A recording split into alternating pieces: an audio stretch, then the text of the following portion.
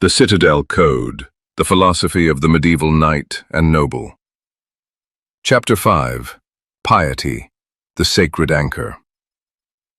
Piety formed the sacred anchor that steadied the knight and noble's entire existence amid the storms of medieval life. It placed every aspect of his armored world under the sovereign authority of God. Without piety, courage could become brutality, honor could harden into pride, and loyalty could devolve into blind ambition. With piety, the knight's sword became more than a weapon of steel. It served as an instrument of divine justice against chaos, tyranny, and unbelief. In the cold stone halls of the Citadel, where wind howled through arrow slits and banners stirred faintly in the draught, piety reminded the knight daily that he was not his own master, but a servant of a higher king. The foundation of this piety rested in unwavering Christian orthodoxy.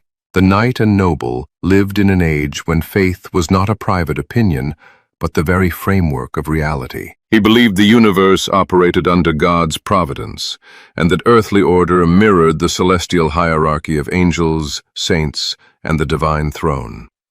Feudal ranks, king above lord, lord above knight, knight above peasant, reflected this heavenly structure.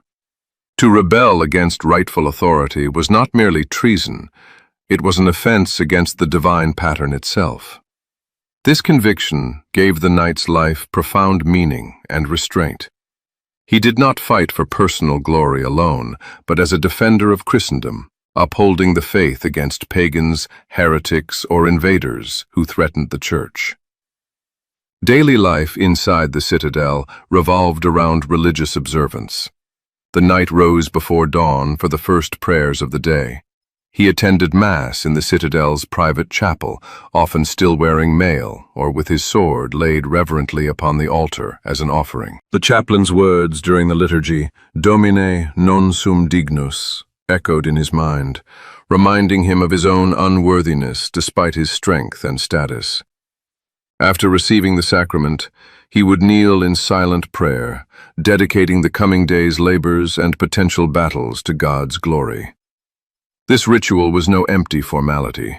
It anchored his soul before the demands of training, governance, or war tested his character. Piety shaped the knight's understanding of victory and defeat. On the battlefield, when lances splintered and war cries rose beneath fluttering banners, he fought with ferocity, yet never claimed sole credit for triumph.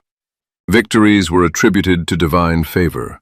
The knight gave thanks in the chapel immediately afterward, offering captured standards or spoils to the church.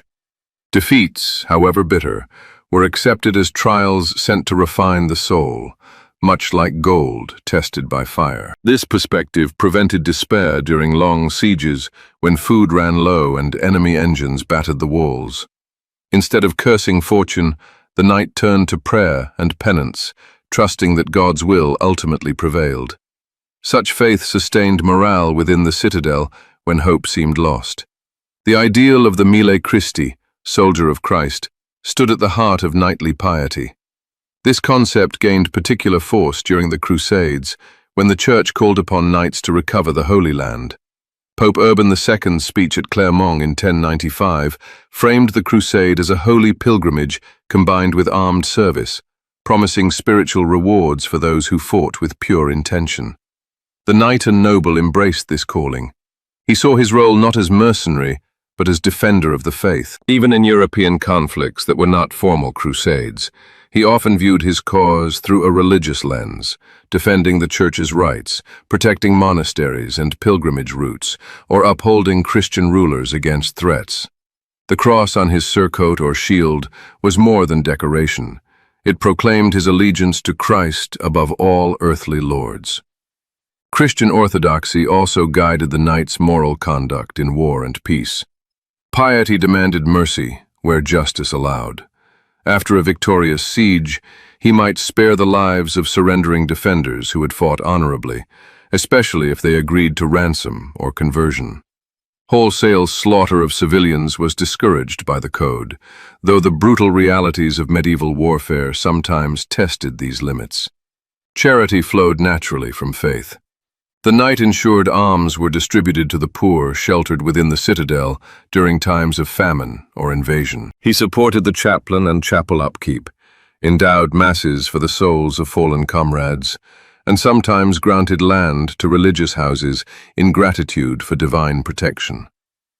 Piety further acted as a check against the dangers of pride and vainglory. A knight who won renown in tournaments or battles could easily succumb to arrogance. Daily prayer and confession reminded him that all prowess came from God. Success belonged to heaven, the knight was merely the instrument. This humility preserved his soul and maintained discipline among his men. In the great hall, when minstrels sang of heroic deeds, the pious knight would redirect praise upward, insisting that God alone deserved glory. Such restraint elevated him above common soldiers and prevented the code of chivalry from degenerating into mere boasting or self-glorification. The integration of piety with martial life transformed the knight's vocation. Training with sword and lance was not secular exercise, but preparation to serve God more effectively. Horsemanship, strategy, and physical conditioning became acts of stewardship over the gifts God had granted. Even the design of the citadel reflected pious intent. Chapels built into towers, crosses carved above gateways, and relics housed for protection and inspiration. During sieges, the knight led processions within the walls, invoking saints and the Virgin Mary for deliverance. Faith became the ultimate defense when stone and steel reached their limits.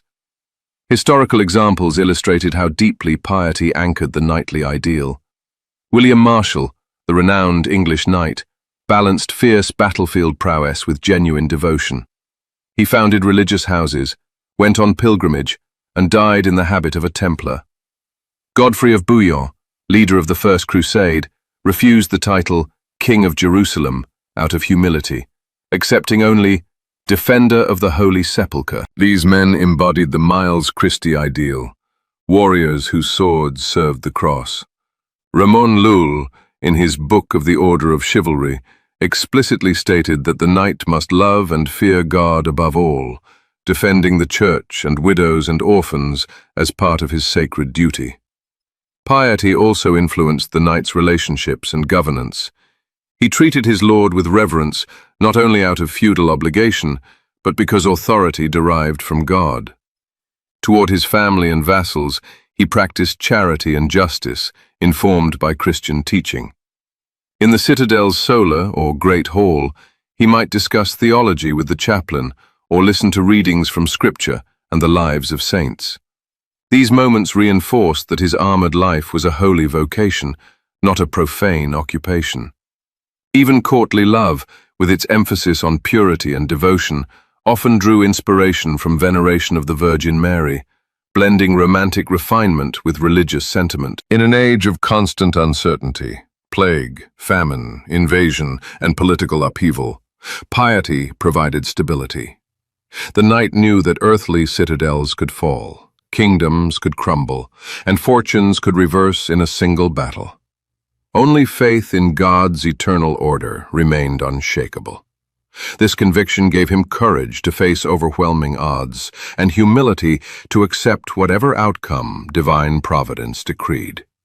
It prevented the philosophy of chivalry from becoming a purely secular code of honor, and kept it firmly rooted in transcendent truth. Through piety, the warrior was elevated. The knight and noble no longer fought merely for land, title, or renown. He fought as a soldier of Christ, defending the faith, protecting the innocent, and upholding the divine order visible in the feudal world around him. His daily prayers, attendance at Mass, acts of charity, and dedication of his sword transformed martial existence into something sacred. In the torchlit chapel of the Citadel, with weapons laid upon the altar and the Latin chants rising toward the vaulted ceiling, the knight found his true strength, not in steel alone, but in submission to God's will. Piety, therefore, was no mere accessory to chivalry. It was the sacred anchor that prevented the entire code from drifting into pride, tyranny, or meaninglessness. It unified courage with mercy, loyalty with justice, and personal honor with eternal purpose. Without this religious foundation, the knight would have been little more than a skilled brute in expensive armor. With it, he became a living embodiment of the ideal that true nobility flows from alignment with divine order. In the stone citadel, where faith and steel met, piety ensured that strength served a higher calling, and that the medieval knight and noble walked his path not only as warrior, but as servant of God.